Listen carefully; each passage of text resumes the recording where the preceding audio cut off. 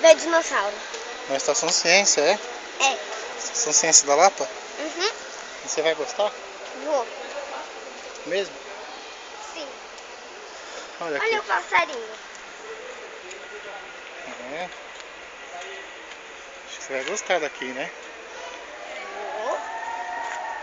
Vou gostar muitão. Primeira coisa que a gente vai fazer... Sabia que a gente já veio aqui? Não. Lá? É.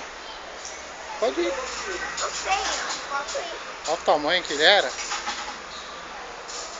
Viu como ele era grande? Olha isso. Vem cá, filho. Nossa, a pata dele, pai. Nossa. O tamanho disso. Tinha uma barrigona tremenda. Cabia eu e você dentro da barriga dele. Cabia? Sabe? Nossa, pai. Devolve o anel pro pai, o anel da coragem. Pra quê? Você acha que pro pai? Você quer usar ele? Quero. É que se eu e você usar de mão dada, fica pros dois. Ah, então faz assim, ó. Peraí. Eu coloco no meu dedo.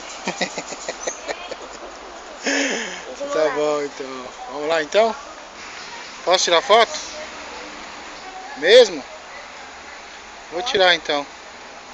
Junto com o dinossauro, Rex. É, junto com o dinossauro.